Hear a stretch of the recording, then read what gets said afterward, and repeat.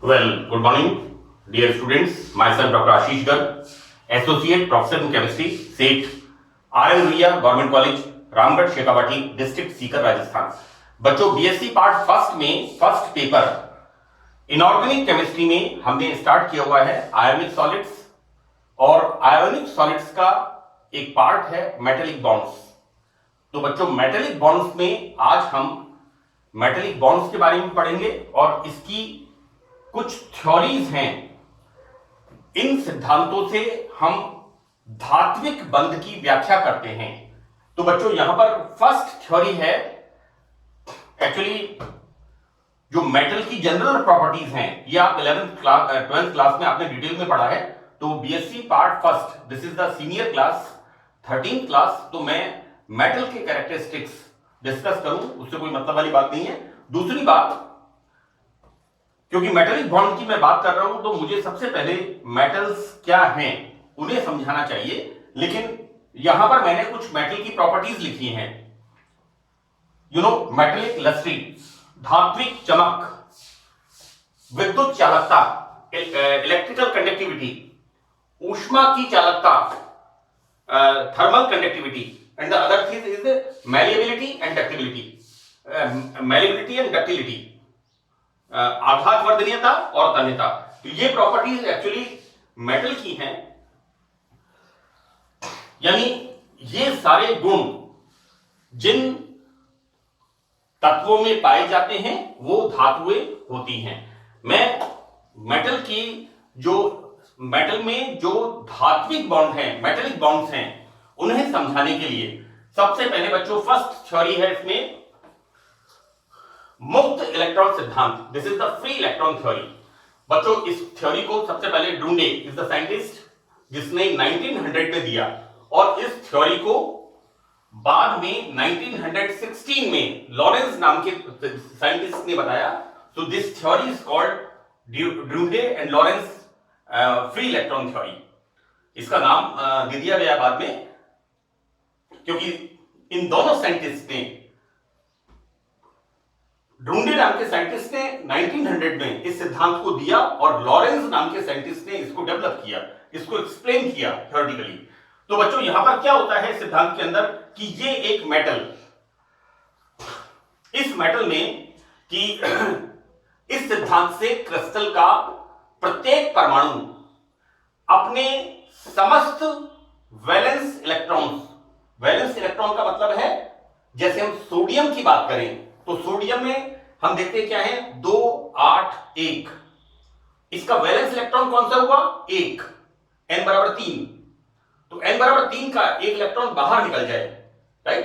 तो अपने समस्त वैलेंस इलेक्ट्रॉन्स अर्थात बाह्यतम इलेक्ट्रॉन्स को खोकर धनायन बना लेते हैं, राइट। और ये धनायन परस्पर एक निश्चित दूरी पर स्थित हो जाते हैं। बच्चों, क्या होता है कि जैसे मैंने एग्जांपल दिया सोडियम मेटल का, इसी तरह से ये सिद्धांत मेटल्स में मेटेलिक बॉन्ड्स की व्याख्या करता है, बताता है। हालांकि मेटल्स के सभी गुणों को इस सिद्धांत से हम नहीं समझा सकते, तो कुछ और भी थ्योरीज हैं जिनकी हम बाद में बात करेंगे नेक्स्ट लेक्चर्स के अंदर। तो बच्चों, होता क्या है यहां पर कि किसी मेटेलिक क्रिस्टल के अंदर जो धात्विक तत्व होते हैं वो अपना वैलेंस शेल का इलेक्ट्रॉन इसके अंदर छोड़ देते हैं, त्याग देते हैं, और वो मेटल धनायन बना लेते हैं। अब यहां पर होता क्या है, इस तरह से इस क्रिस्टल के अंदर एक धनायन और ऋणायन, ये ऋणायन कहां से आया, जो मेटल ने अपने संयोजकता कोश से, बाहरी कोश से, वैलेंस शेल से इलेक्ट्रॉन त्याग दिया, राइट। इलेक्ट्रॉन को निकाल दिया, इट्स नॉट डोनेशन, इलेक्ट्रॉन को फ्री यहां पर निकाल दिया। तो बच्चों, यहां पर ये धनायन, ये जो मेटल के धनायन बनते हैं, ये धनायन परस्पर एक निश्चित दूरी पर स्थित हो जाते हैं। अब ये इलेक्ट्रॉन्स इन धनायनों के चारों ओर एक पूल का मतलब है बच्चों, जैसे हम कहते हैं एक पानी का एक कंटेनर कह लीजिए या स्विमिंग पूल कह लीजिए, इट्स लाइक पूल, है ना। तो एक पूल या गैस की भांति फैल जाते हैं। इसलिए इस सिद्धांत को इलेक्ट्रॉन पूल या इलेक्ट्रॉन गैस थ्योरी भी कहते हैं। बच्चों, जैसा मैंने आपको चित्र में समझाया हुआ है, यहां पर जितने भी ये धनायन हैं, ये सब क्या है? Metal atom. और ये मेटल एटम क्या करते हैं? ये अपना वैलेंस शेल का एक इलेक्ट्रॉन त्याग देते हैं और ये खुद धनायन के रूप में एक सीक्वेंस में व्यवस्थित हो जाते हैं और इनके अंदर इनके द्वारा जो त्यागा हुआ इलेक्ट्रॉन है वो स्वतंत्र रूप से विचरण करता है। और इसकी तुलना की गई है एक गैस के कंटेनर से जिसके अंदर गैस भरी हुई होती है, या फिर एक पानी के पूल से, जिसे हम स्विमिंग पूल कहते हैं, या एक पूल से कंपैरिजन किया गया है। तो बच्चों, यहां पर इस प्रकार एक जलाशय में, इट्स ए स्विमिंग पूल, है ना।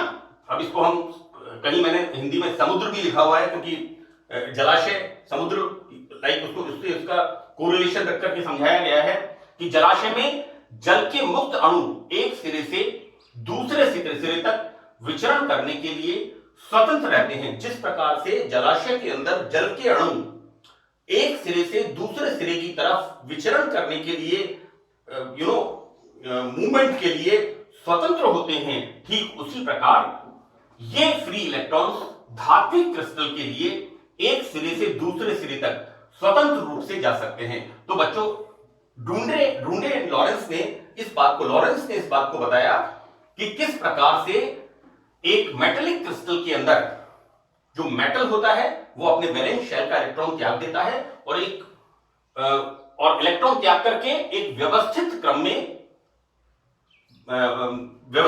में ये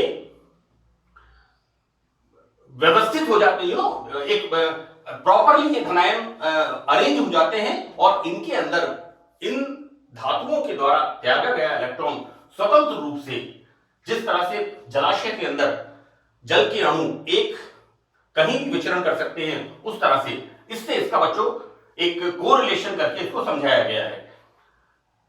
यहां पर मैंने इन्वर्टेड कॉमास में metallic bond according to Drude and Lorentz की धात्विक ठोस धनायनों का वह झुंड है, ग्रुप ऑफ कैटायंस, जो गतिशीलता के समुद्र में, ocean of mobile electrons, right, जैसे हमने इसकी कंपैरिजन पूल से किया है कि जिसमें जल के अणु फ्री मूवमेंट कर सकते हैं, में व्यवस्थित ढंग से डूबा हुआ है, राइट। ये बच्चों इलेक्ट्रॉन्स का एक तरह से जलाशय है जिसमें ये धनायन, इसको एक हाइपोथेसिस बता करके, है ना, एक कल्पना की गई है कि किस तरह से एक जलाशय के अंदर इलेक्ट्रॉन्स का एक पूल है, उसके अंदर ये धनायन व्यवस्थित रूप से जमे हुए रहते हैं। तो धात्विक ठोस धनायनों का वह झुंड है जो गतिशील इलेक्ट्रॉन्स के समुद्र में व्यवस्थित ढंग से डूबा हुआ है, और वह बल जो इन धनायनों को इलेक्ट्रॉन्स के सागर में बांधे हुए रखता है, धात्विक बंध कहलाता है। बहुत ही क्लिष्ट हिंदी का प्रयोग किया गया है यहां पर, सागर, समुद्र, राइट। तो बच्चों, इस तरह से यहां पर मेटेलिक बॉन्ड को हम समझाते हैं। This is the theory. Drude and Lorentz का कंसेप्ट मैंने बहुत शॉर्ट तरीके से बच्चों लिखने की कोशिश की है, जिससे मैं आपको बार बार मैं एक चीज कह रहा हूं कि सबसे इंपॉर्टेंट चीज है कि जब आप एग्जाम में अपना क्वेश्चन अटेम्प्ट करें तो आपका मैटर का प्रेजेंटेशन पार्ट बड़ा सिस्टमैटिक होना चाहिए। बच्चों, प्रेजेंटेशन तो तब होगा ना जब आपको आता होगा। अगर मुझे कुछ भी नहीं आता और मेरे पास तो मैं प्रेजेंट क्या करूंगा? सो दैट इंपॉर्टेंट चीज है कि सबसे पहले आपको नॉलेज होनी चाहिए, फिर नॉलेज को आपको एक्सप्रेस कैसे करना है, इट शुड बी सिस्टमैटिक। मेरा जो मोटिव है आपको बताने का। तो बच्चों, यहां पर हम देखते क्या है कि इस सिद्धांत से धातुओं के कुछ प्रमुख गुणों की व्याख्या हम किस प्रकार करते हैं। सो द फर्स्ट थिंग, बड़ा इंपॉर्टेंट चैप्टर बच्चों, कि मेटेलिक लस्ट्री, धातुओं में चमक होती है। जब भी हम मेटल की बात करते हैं कि धातुओं में चमक होती है, धातुओं की चादर बनाई जा सकती है, सीधा मैलिबिलिटी में लिखा है, पर मैलिबिलिटी, धातुओं के तार खींचे जा सकते हैं, डक्टिलिटी, धातुएं good conductor of the heat, good conductor of the electricity, तो these are some important properties. अब इस सिद्धांत से हम किस तरह से बताते हैं कि जब प्रकाश की किरण धात्विक सतह पर गिरती है तो इसके मुक्त इलेक्ट्रॉन्स उत्तेजित होकर उच्च ऊर्जा स्तर में चले जाते हैं। एवं बच्चों ऑब्वियसली यहां पर एक ये क्या है, फ्री इलेक्ट्रॉन्स का पूल है जिसके अंदर ये धनायन एक सिस्टमेटिक क्रम में अंदर उसमें व्यवस्थित होते हैं। तो बच्चों यहां पर ये फ्री इलेक्ट्रॉन्स जब इनके ऊपर विजिबल रीजन से प्रकाश गिरता है तो ये लाइट एनर्जी को, प्रकाश को एब्जॉर्ब करके lower energy electrons lower energy level से हायर एनर्जी लेवल में चले जाते हैं। और जब ये वापस अपने सामान्य अवस्था में लौटते हैं तो ऊर्जा का उत्सर्जन करते हैं और यह ऊर्जा का उत्सर्जन प्रकाश के विजिबल रीजन बच्चों जो हमें दिखाई देता है 400 to 700 nm, right, this is the visible region जिसमें हम देख सकते हैं। तो ये जो ऊर्जा का उत्सर्जन होता है ये प्रकाश के विजिबल रीजन दृश्य क्षेत्र में होता है और बच्चों इसके परिणाम स्वरूप धातु की सतह पर एक विशेष चमक जिसे हम कहते हैं धात्विक चमक, मेटेलिक लस्ट्री, तो इस तरह से इसके अंदर हम उसको समझाते हैं। नाउ द सेकंड पॉइंट, विद्युत चालकता, इलेक्ट्रिकल कंडक्टिविटी। सो दैट किसी धातु को विद्युत क्षेत्र में रखा जाता है तो उसमें उपस्थित मुक्त इलेक्ट्रॉन एनोड की तरफ बढ़ते हैं और प्रकाश का विद्युत चालन हो जाता है। बच्चों this is the anode, this is the cathode, right. तो ये इलेक्ट्रॉन्स इस तरफ मूव करते हैं। यहां पर मैंने दोनों के लिए एक ही चीज को बताया है। फॉर इलेक्ट्रिकल कंडक्टिविटी ये डायग्राम आपको बना के आना है। दिस इज द प्रेजेंटेशन कि किस तरह से इलेक्ट्रॉन्स का एक पूल है, उसके अंदर कैटायंस, कैटायंस का मतलब जिन मेटल एटम्स ने इलेक्ट्रॉन को त्याग दिया है वो व्यवस्थित क्रम में है। और जब हम इस पर कैथोड एंड एनोड, राइट, यहां पर देन होता क्या है, movement of the electrons towards the anode, right, movement of the, this is the anode and this is the cathode, right. यहां पर movement of the electron towards the anode की तरफ बढ़ते हैं और इस प्रकार विद्युत का चालन हो जाता है, राइट। हम इस तरह से बताते हैं कि जब हम इलेक्ट्रोड्स डालते हैं और इलेक्ट्रोड्स को डालने के बाद हम देखते क्या है कि यहां पर जो इलेक्ट्रॉन्स, फ्री इलेक्ट्रॉन्स हैं वो एनोड की तरफ मूवमेंट करते हैं, धनावेशित इलेक्ट्रोड की तरफ मूव करते हैं और विद्युत का चालन संभव हो पाता है। नेक्स्ट पॉइंट यहां पर है ऊष्मा की चालकता। होता क्या है बच्चों, हम किसी एक आयरन रॉड को गर्म करते हैं तो होता क्या है, थोड़ी देर बाद वो आयरन रॉड जहां हम आगे से गर्म कर रहे हैं और पीछे की तरफ से उसे हमने पकड़ा हुआ है तो वो भी पीछे की तरफ से भी गर्म हो जाती है। तो होता यहां पर यह है, again this free electron theory, यहां पर जब धातु के एक सिरे को ऊष्मा देकर उसे गर्म करते हैं तो उस सिरे पर उपस्थित इलेक्ट्रॉन्स इस ऊष्मा को ग्रहण करके कर लेते हैं और उनकी गतिज ऊर्जा बढ़ जाती है, राइट। यहां पर जब मेटल को हम गर्म करते हैं तो वापस ये जो फ्री इलेक्ट्रॉन्स हैं ये थर्मल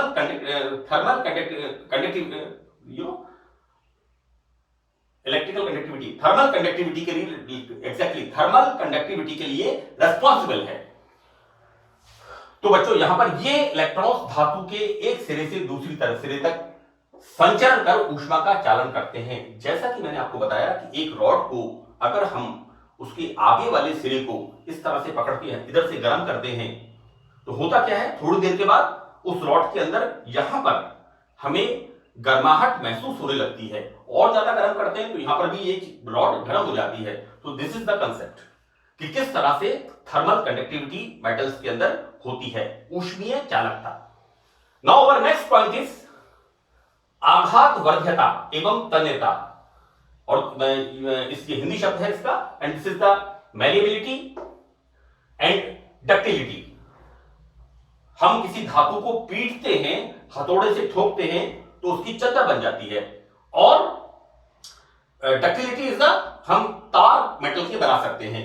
तो बच्चों यहां पर धातुओं में धनायनों की को संयोजकता इलेक्ट्रॉन्स के समुद्र में बांधे रखने वाला बंधन बल दिशात्मक नहीं होता, it's a non directional, see like this. यहां पर ये इस तरह से बताया है इसको, और यहां पर जब इस पर फोर्स लगता है तो ये सतह इस तरह से सरक जाती है, तो इसकी चद्दर भी बन सकती है और इसके तार भी हम खींच सकते हैं।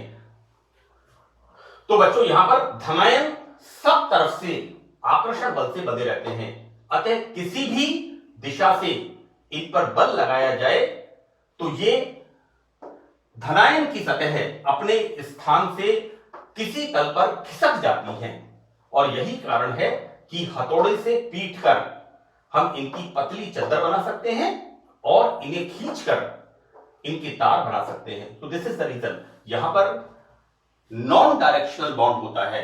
अगर हम किसी भी तरफ से इस पर फोर्स लगाते हैं, राइट, तो ये सतह खिसकने लगती हैं और इनकी चद्दर बनाई जा सकती है। बल लगाने का मतलब है हथौड़े से पीटना, तो इसकी चद्दर बनाई जा सकती है और तार भी खींचे जा सकते हैं। नाउ बच्चों, लिमिटेशंस, मुक्त इलेक्ट्रॉन सिद्धांत की सीमाएं। ये 4 लिमिटेशंस हैं जो बड़ी इंपॉर्टेंट है, जो मेन इसकी लिमिटेशंस हैं।